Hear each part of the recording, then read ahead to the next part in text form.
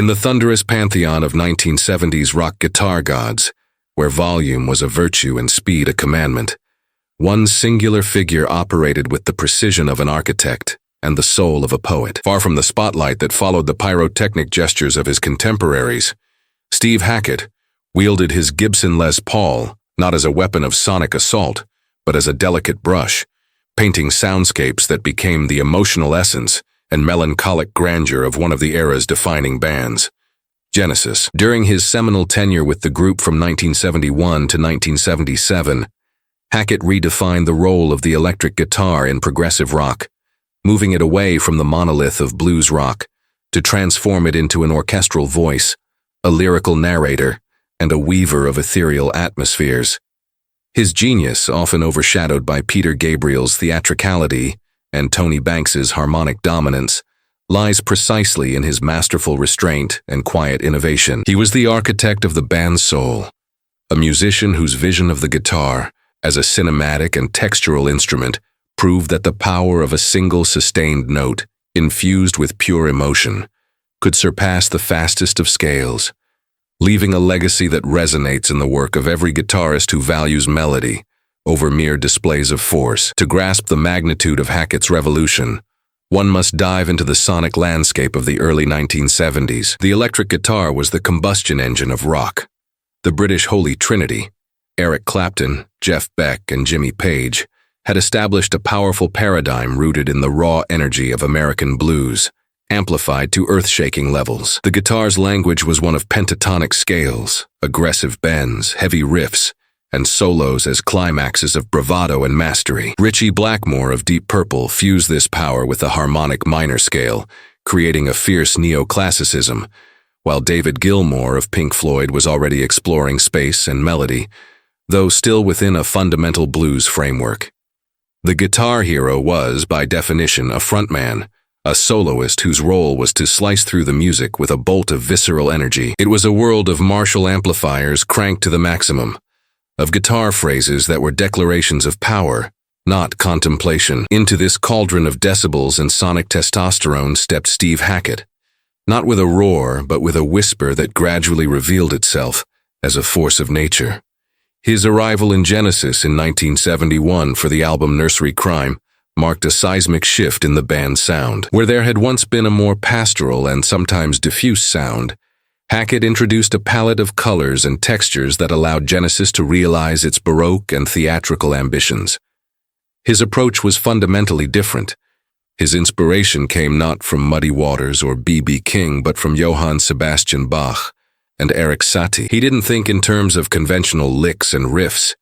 He thought in counterpoint, in melodic lines that intertwined with Tony Banks's complex chord progressions, and in textures that filled the harmonic space without cluttering it. His break wasn't an evolution of the existing mold, but a complete deconstruction and reconstruction of the instrument's role. He infused the lifeblood of progressive rock with the DNA of chamber music, where the guitar conversed with the piano, mellotron, and organ, rather than simply soloing over them. This revolution first manifested through a technical innovation that was light years ahead of its time. Long before Eddie Van Halen stunned the world with Eruption, Hackett was already using two-handed tapping, employing both hands on the fretboard to create fluid arpeggios and cascading notes that sounded more like a harpsichord or harp than an electric guitar.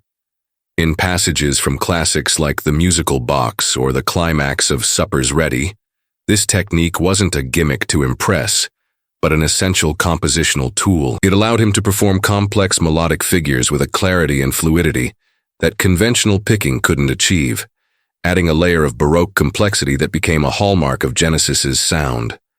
Similarly, he was among the first to explore sweep picking, the technique of sweeping the pick across the strings to play arpeggios at high speed. In his hands, this wasn't an exercise in speed but a way to create liquid, dreamy textures, a melodic blur that perfectly suited the band's otherworldly lyrical landscapes. Yet his greatest innovation may have been his pioneering and deeply musical use of technology.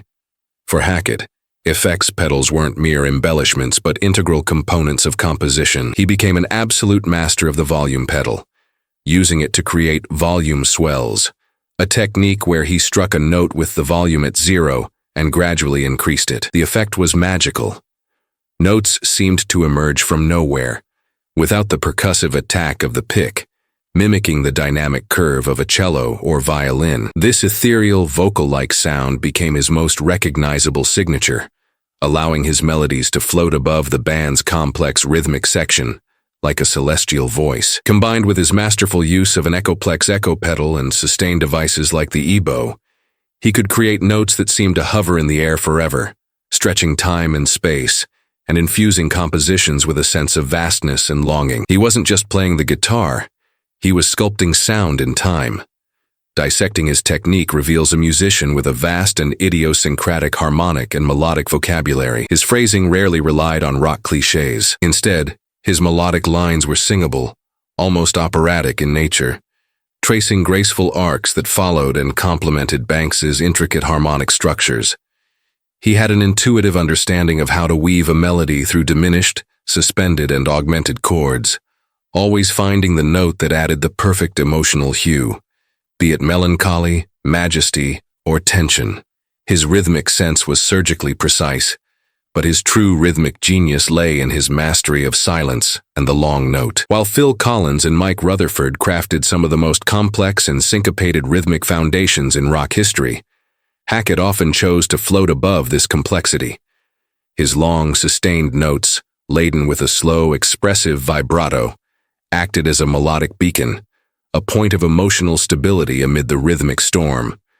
This contrast created extraordinary dynamic tension, a sense that the guitar was the thoughtful, contemplative soul, hovering over the frenetic, pulsating body of the music. Hackett's vibrato deserves a study of its own.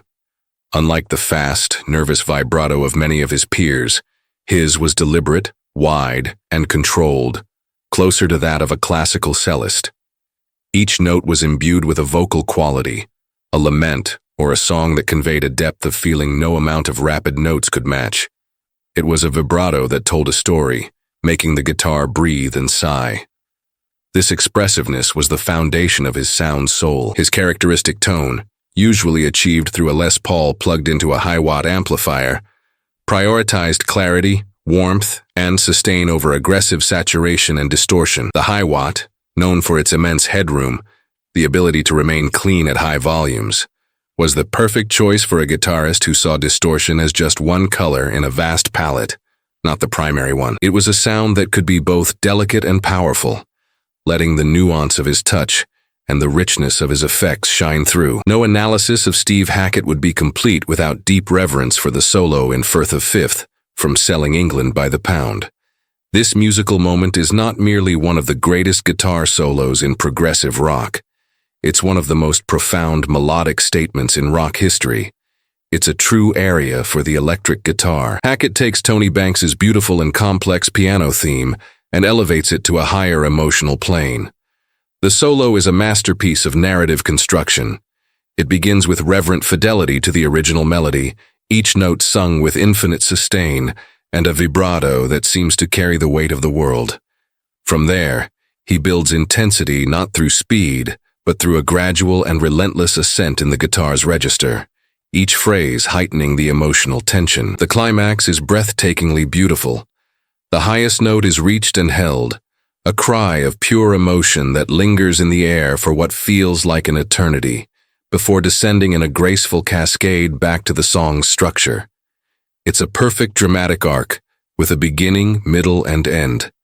A story of yearning, climax, and resolution told without a single word. It's the definitive proof of his philosophy. The guitar as a narrative voice, an emotional protagonist within the grand theatrical piece that was a Genesis song. Within the band's complex architecture, Hackett's role was that of a connector and a colorist. His genius lay in his ability to listen and find the exact space for his contribution. In a group with such dominant and prolific instrumentalists, he never sought sonic confrontation. Instead, his parts were like golden threads woven into a rich, dense tapestry. Listen to the interplay in The Cinema Show, where his guitar and Banks's synthesizers don't compete but dance together, completing each other's phrases in a dialogue of transcendent beauty.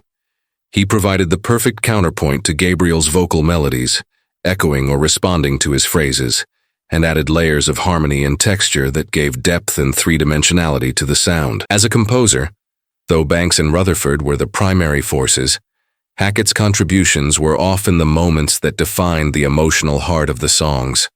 The 12-string acoustic riff in The Musical Box, the pastoral beauty of his solo acoustic piece Horizons, which served as a prelude to Supper's Ready, or the melody that became the solo in Firth of Fifth.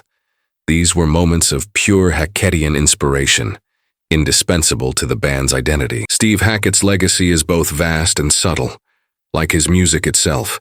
His influence isn't measured by the number of direct imitators, but by the depth of his impact on the very conception of what a guitar can do. Musicians who went on to define new eras of rock cited his approach as a revelation. Alex Lifeson of Rush found in Hackett a model for the use of arpeggios and textures that became central to his band's sound. Brian May of Queen, though with a very distinct sonic style, shared Hackett's vision of the guitar as an orchestra, using harmonies and layers to create symphonic richness. Steve Rothery of Marillion is perhaps his most direct spiritual heir, having built an entire career on the philosophy of the melodic, emotional, and narrative solo, with a tone steeped in echo and sustain. Even the shred virtuoso Yngwie Malmsteen credited Hackett with introducing sweep picking into his musical vocabulary. More profoundly, Steve Hackett changed the very job description of the rock guitarist. He showed that the guitar didn't need to be just the rhythmic engine or the explosive lead voice. It could be the scenery, the atmosphere, the inner consciousness of the music. He opened the door for the instrument to be used in more abstract and textural ways, an approach that became foundational to the development of future genres like post-rock, shoegaze, and dream pop. Bands like U2, with the Edge's textural guitar work, Radiohead, and countless others owe a debt, conscious or not, to the way Hackett used effects and melody to paint with sound. In the end, Steve Hackett's genius lies in his understanding that true strength is not in ostentation but in emotion, not in speed but in space, not in complexity for complexity's sake but in the beauty of the perfect melody. He was the silent architect who designed and built the sonic cathedrals of Genesis, providing the emotional foundations and stained glass colors that allowed these musical structures to reach the heavens. His work with Genesis remains a timeless testament to the power of subtlety, innovation, and profound musicality. He taught us that in a world of noise, the most powerful and enduring voice can be the one that chooses its words, or in this case its notes, with wisdom, care, and an immense soul. He didn't just play the guitar. He made the guitar sing the most beautiful and melancholic songs.